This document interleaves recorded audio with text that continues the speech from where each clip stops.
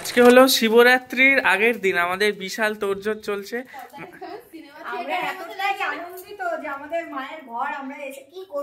Heavy লাগছে, heavy লাগছে। হ্যাঁ হ্যাঁ হ্যাঁ হ্যাঁ করবে, এরকম করবে কালকে, এরকম করে মাকে দেখতে পাবে সবাই।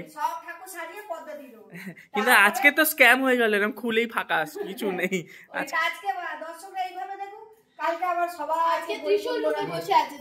হ্যাঁ আজকে বাবা আছে আর ত্রিশূল আছে, বাবার ফটো আছে, কালকে একদম গম গম করবে, সবাই ঢুকে যাবে। এরকম করে দুজন শাশুড়ি বউ দুদিক দিয়ে টানবো, আর আপনারা সবাই ঠাকুর দর্শন করবেন, আর করে জানাবেন আমাদের ঠাকুর ঘর, আমাদের দেবতাদের কেমন লাগছে, আপনারা এটা অবশ্যই কিন্তু জানাবেন। আর দুটো ইলেকট্রিশিয়ান দাদা এসেছে, এখানে বক্স ফিটিং হচ্ছে আমাদের বাড়ির। ইলেকট্রিশিয়ান দাদা রাতটা কমে গেছে, কমে গিয়ে এখন এই যে এই আমার ভাই, এই যে এই যে এই বক্সটা নিয়েই এত ঝামেলা, ঘর ছেড়ে ভাড়া ঘর খুঁজে নিয়েছিল এই বক্সটার জন্য। একটা বক্সের জন্য কেউ বাড়ি ছেড়ে চলে যায়। আবার 2000 টাকার ঘর ভাড়াও খুঁজে নিয়েছে, বাড়িতে থাকবে না 2000 টাকায় দিলেই তো এই বক্সে ভাড়া নিয়ে নিতে পারত। হ্যাঁ, আর তোমার শাশুড়ি আবার দরজা বন্ধ করে দিচ্ছে, সিনেমা শেষ হয়ে গেছে নাকি? আচ্ছা বলছি, আজকে আমরা সবাই মিলে এখন সন্ধ্যাবেলা ছাদে কেন? কি কি জিও স্টিকার তুলে দাও, তুলে দাও। দেখুন আমরা যখন বাড়ি করেছিলাম তখন কিন্তু আমাদের এই বুদ্ধি আসেনি। আমি একদিন হঠাৎ শুয়ে শুয়ে না ভাবছি, এমনি মাকে আমি বলেছিলাম, মা এই বছর যাচ্ছ যাও, পরে এখানে সেই ধুলোবালি আপনারা তো জানেন, আমি খালি মাকে বলতাম, মা যাচ্ছ যাও, পরের বছর যেন কিছু একটা করে আসবে।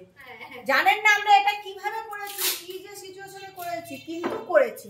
এটাই আমাদের আনন্দ যে আমরা যেভাবে করেছি, কষ্ট করে করেছি। আর এই জায়গাটা হলো এইটুকুনি, আমরা তো দেখেছেন এইটুকুনি গেট, সবাই ঠাকুর বসে পুজো দেখতে পারতো না। এখন কি আমরা এখানে বসবো, ওখানে বসবো, পুরো প্রচুর জায়গা হয়ে গেছে, প্রচুর জায়গা। আমাদের যে ফাংশনটা হয় পুজোর পরে, সেই ফাংশনে গেট খুলে দেবো, মা নাচবে আমাদের সাথে। আর সবথেকে বড় কথা, আমি তো ভাবছিলাম মানে গরম হবে যেহেতু অ্যাডভেস্টারের ছাদ, আর লেডো কাট থেকে সেই জায়গাটা প্রচুর নাচবে, ওর ছেলে শুয়ে পড়বে। কিন্তু ব্যাপারটা হচ্ছে ওপরটা পুরো ন্যাচারাল এসি। হ্যাঁ কি হাওয়া, ঠান্ডা চারিদিকে আমরা বড় বড় জানলা করেছি তো, মারাত্মক ঠান্ডা হাওয়া আছে। আর তোমরা আজকে এখন ছাদে কি কিছু কাজ আছে? এখন দিনে আমরা এসেছি রান্নাঘরটা একটু গোছাতে, যেহেতু কালকে ভোগ লাগবে না ঠিকই, গরমকালে মারাত্মক গরম লাগবে, এটাও আমরা জানি। কিন্তু না, আগেকার টিনে বেশি গরম লাগতো, এখন তো এইগুলো ভালো টিন তো, এগুলো অতটা গরম লাগবে না।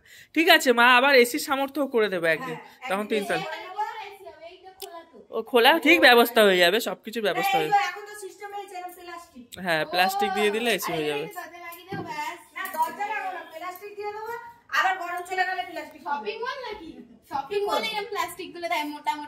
আচ্ছা এবারে আসল যেটার জন্য এসো সেটা তো চালু করতে হবে। আসল কি সেটা হচ্ছে আমরা যে রান্নাঘর করেছি, শাশুড়ি ছাড়া এরা বেকার, ওর জন্য আমি রাত্রিবেলা এলাম, সব গুছিয়ে দেবো, ওইখানে যে ডিব্বাগুলো এনেছি ওগুলো গুছাবো, সব দেখিয়ে দেবো। কেন কালকে আমি যাচ্ছি আমার ভাইয়ের বাড়ি, ওইটাই হলো আসল কথা, কালকে ঘুরতে চলে যাচ্ছে। এবার ভাইয়ের বাড়ি যাচ্ছি, রাতে একটু বাবাকে ভোগ করে দেবে, আমাদের বলা হয়েছিল যেটুকু পারবে ওরা বাচ্চারা করে দেবে, ওই কারণে আমি আজকে সব গুছিয়ে রেখে যাবো। আমি একটা কথা বলবো যে আমাদের নিচের রান্নাঘরের থেকে এখানকার সেটআপটা বেশি ভালো। কেন বলো তো? এটা নতুন হয়েছে তাই না, নতুন হয়েছে চলো না, মিক্সিটাকে রাখা, কিছু বাড়তে হলে আমি রাগ ধরে যায়, মিক্সি বার করো, সেটিং করো, এখানেই রাখা, খালি এটা খুলবো, এর মধ্যে মাল দেবো, মানে কত সুবিধা। কিছু দুঃখ করে তারপরে সুখের দিন দেখতে হয় গো।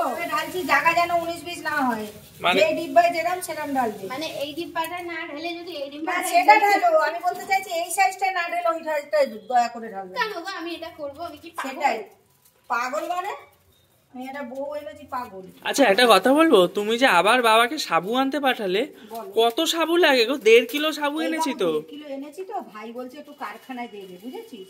এখন ওর একটু মনটা খারাপ, আমি ওর জন্য একটু কারখানা দিলে ওর মনটা শান্তি হবে। কারখানায় আবার সাবু নিয়ে যাবে, কি অবস্থা। আর আমাদের এখন চলছে তাহলে সমস্ত ও বুঝবে মশলাপাতি। যে না ওকে আমরা ভ্যালু দিই। হ্যাঁ সে ও জানে ওকে ঘর থেকে ভ্যালু দেওয়া হয়, ঘরের ছেলেকে ভ্যালু তো দেয়, ওই তো আবার দেখছে আবার এখান থেকে। আচ্ছা বলছি মশলাপাতি ঢালা কতক্ষণে শেষ হবে তোমার? হয়ে যাবে। দাঁড়া হয়ে যাবে। মানে পুরো সেটআপ হচ্ছে নিচে যেমন আমাদের রান্নাঘরে তেল মশলা সব তুমি জানো তো। একদম মানে কি, কিন্তু কাজু কিশমিশ তো আনা হয়নি। কাজু আরে যা বাবা, তো তুই পয়সা দিতে হবে না। কাজু কিশমিশ ও পয়সা আমার কাছে আছে, এটাও মনে আছে না, তো বলছে পয়সা দিতে হবে। বাকি বাজারের পয়সাটা আমার কাছে রাখা আছে, আমি দিয়ে দেবো। আচ্ছা তুমি একটু নিজেকে একটু দেখাও ক্যামেরায়, অডিয়েন্স হচ্ছে। এই যে মাছের মাল তো বেশি আসবে, তখন কি হবে, যেটা বেশি থাকবে একটা বালতি দেবো, একটা ড্রাম এরকম একটা বিচ্ছি বালতি, ওর মধ্যে এরকম সব প্যাক হয়ে ঢুকে শোনো যাবে। না, আমাকে আরেকটা কমটো দে, আমি একটুখানি 5 ফোড়ন গুঁড়ো মশলা করে রেখে দেবো, কারণ আমি তো চাটনি বানাই, আমি যা তা করতে পারি না, আমার ভালো করে। তাহলে পুরো ডিব্বা দরকার হলে কিনে আনবে, ডিব্বা শর্ট হয়ে গেলে। না, ও যেটা আছে ওখান দিয়ে না দিলে আমি তেজ করে এই ফেলি। দেখ, এই যে এগুলো মেরে এখানেই রাখবো ছোট ছোট। এই মা এগুলো নোংরা তো। কে ওগুলো পরিষ্কার করলেই পরিষ্কার হয়ে যাবে, নোংরা আবার কি আছে। ঠিক আছে, আর এইটা কোথায় ঢালবো? এই যে এবার এই সাইজ গুলো আজকে তো শিবরাত্রির আগের দিন, কালকে সকাল থেকে অনেক প্ল্যান আছে। ভোর 4টের সময় উঠে আমরা যাব সেই ফুলমালা আনতে। আমরা কলকাতায় যখন থাকতাম হাওড়া হাটে যেতাম ফুলমালা আনতে, মধ্যমগ্রামে থাকি এখন বারাসাত হরিতলা মার্কেটে যাব ফুলমালা আনতে। চেষ্টা করবো সেই ভিডিও আপনাদেরকে দেব। নুনটা খুব ভালো গো, কি বলছো? পিঙ্ক সল্ট, আমরা তো সাদা নুন খাই, তার হ্যাঁ। মাঝখানে যদি এটা কোনো কারণে শিফট করতে পারি, হ্যাঁ। ওটা শরীরের জন্য খুব ভালো। সন্দক নুন, সন্দক। সন্দক নুন খাওয়া ভালো, ওই জন্যই ভগবানরা খায়, ভগবানকে সন্দক নুন দিতে হয় জানো। আমরা আমাদের ঘরের কেনাকাটা সমস্ত শপিং মল থেকে কিনি, রিলায়েন্স থেকে। যখন বিগ বাজার ছিল আমরা তখনও বিগ বাজার থেকে জিনিস কিনতাম। যাই হোক, ওখান থেকে আমাদের মনে হয় আমরা সস্তাতেই পাই। তো আমরা রিলায়েন্স থেকে সেদিনকে 1.5 কিলো সাবু এনেছি, গুড লাইফের সাবুগুলো। এগুলো দাম পড়েছে 60 টাকা পার কিলো, 60 রুপিস। 500 করে প্যাকেট, আমাদের দাম পড়েছে এক একটা 32 টাকা এরকম কিছু। আর পাড়ার দোকান থেকে এখন আমার বাবা 500 সাবু নিয়ে আসলো, আমাদের কম করেছে বলে। কত নিল বাবা? 50 টাকা। পাড়ার দোকান থেকে 500 সাবু, এই যে 50 টাকা দিয়ে, মানে 100 টাকা কিলো। আমার দেখেন পাড়ার দোকান আর রিলায়েন্সের কত ডিফারেন্স থাকে, আর রিলায়েন্সের মালও কত ভালো হয়। আরে গোবিন্দভোগ চালও খুব ভালো হয়। খুব ভালো, আমরা জিনিসের কোয়ালিটিও খুব ভালো পাই। বাইরের দোকান থেকে যেন চা এনেও আমাদের পোষায় না, রিলায়েন্সের চাও অত ভালো ভালো মা। চাটা ওরা খায়, ওরা বলে যে রিলায়েন্সের চা আর বাইরের চা ডিফারেন্স আছে। ওই কমপ্লিট, তোমাদের গোছানো কমপ্লিট? তাহলে আজকে চলো ঘুমাই আমরা। তারও সাবু ভিজাবো না? ও সাবু ভিজানো বাকি আছে, সাবু টাবু ভিজিয়ে চলো শুই, ভোরবেলা 4টের সময় উঠতে হবে। আমি একটু আগে একটা পরোটা আর বাঁধাকপি খাচ্ছি, এত টেস্ট লেগেছে, আমি এখানে কাজ করছি তো মাথায় ঘুরছে কখন আমি ডিনারটা করবো। বাবা এত ভালো পরোটা আমার কথা দুঃখ বলি। লাগছে যে ও খেতে পারবে না। আমার শরীর খারাপের জন্য আমি খেতে পারছি না, একটু খাবো তোমার মুখে তখন শুনে। একটু বলছিল একটু টেস্ট করে, এক ছিটা দিচ্ছি। এখন একটু খিদে খিদে। রেগে যাচ্ছে তো। বাবা রেগে যাচ্ছে, ওর আসলে পেটটা খারাপ, বাবা রেগে যাওয়াটাও স্বাভাবিক। ওটা বাবা বলছে যে হালকা দই চিড়ে এইসব। এই যে আমার বাবা চলে এসেছে এখানে সাবু ভিজাতে, আমাদেরকে বলেই নি, এনে একা একা এখানে সাবু ভিজাতে চলে এসেছে। খেয়ে নিতে পারি। এই বাবা এখানেই তো এত সাবু, কি হবে রেডি হলে তো প্রচুর সাবু হয়ে যাবে। হিসাবটা শোনো, হ্যাঁ। আমি তো 500 খেয়ে, আমি 600 খেয়ে নিই। ওরা মনে হয় অনেক কত কিছু। খাবে? আমি বললাম আমরা 5 জন 500 খেয়ে নেবো, ও বলছে আমি তো 600 খেয়ে নেবো। ওকে আমি একা 500 বলেছি। অত সোজা, তুমি 500 খেয়ে নেবে? আমি 250 না, আমরা দুবারও যদি খাই না, আমি 150 খাবো প্লিজ। এই বাবা তোমরা এরকম করো না, লোকে বলবে কি এদের বাড়িতে খেতে যাবো না ভাই, এরা নিজে এতে হিসাব করে। আমি বলেছি দেবো, আরে আরো 500 বাড়ালাম ভাইয়ের জন্য।